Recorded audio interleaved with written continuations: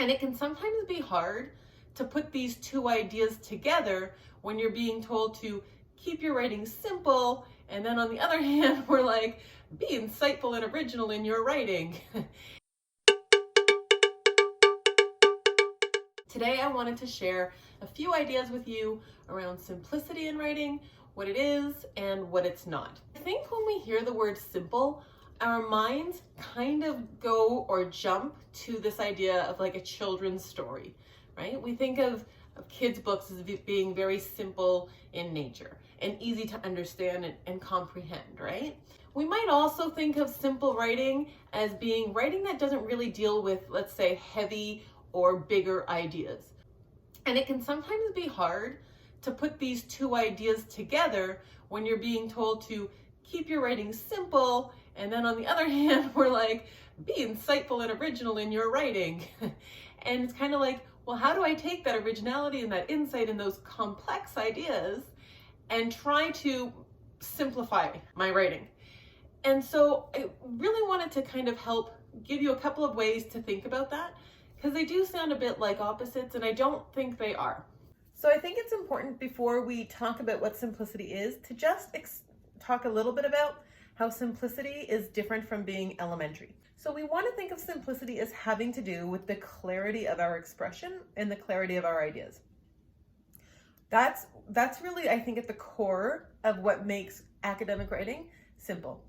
What we don't want to think of as simplicity in writing is taking complex ideas and simplifying them to the point where they become like abstractions or very much like a part or a gloss over of a bigger picture. So if we think about how we explain things to children, we normally kind of leave out a lot of the details or the bigger ideas, the harder to understand ideas, to simplify things for kids, right? When we teach or when we explain anything to them, really, we keep it as like on a need to know basis. The idea in academic writing is not to only give your reader as much as they need to know kind of thing to kind of get the gist. And it's certainly not to gloss over details and make the reading process, let's say, more elementary, like the actual message more elementary. That's not what simplicity in academic writing is. We don't want to confuse those two terms or use them interchangeably. So I think what writing does mean when we say keep it simple is, one, our use of language and our word choice. Two, our organization of our ideas in relationship to one another. And then the third would be to actually consider the length of our sentence structure and making sure that we are punctuating our paragraphs, the occasional short sentence, to break up those longer sentence patterns. So let's just talk about why word choice might be important in our use of language.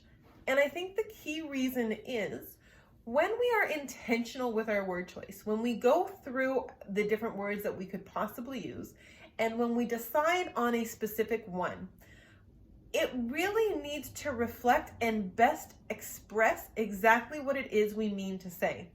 If it doesn't, the result is we end up having to write additional sentences to explain what we could have said had we had chosen the right word or the right phrase. So by being more intentional in our use of words, we're preventing ourselves from having to do additional or unnecessary explanation. So that would be one way I think simplicity really ties in to academic writing, through its very careful and strategic selection of word choice. The second point that I mentioned, which is the organization or the pairing of ideas, one in relation to another.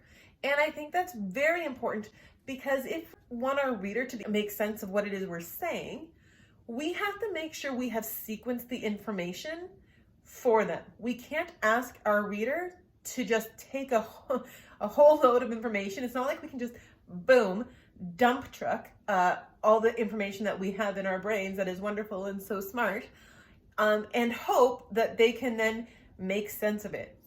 That is definitely going to reduce the simplicity of our writing, because we're making our reader do a whole lot more work.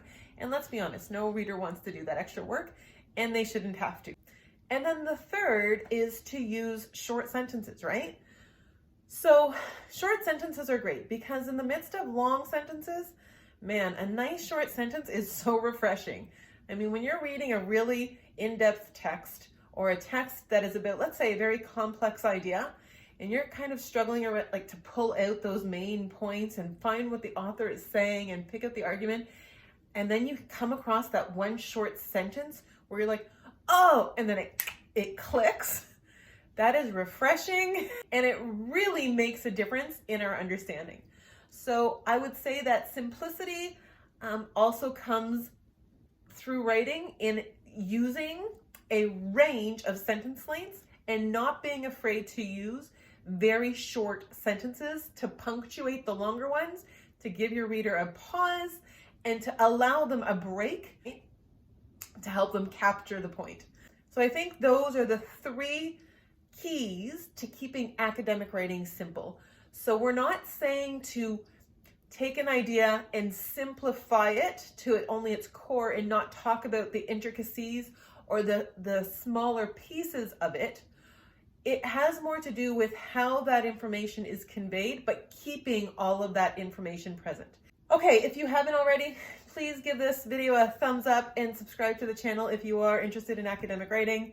And I will try to post one again in the near future. Have a good one, guys.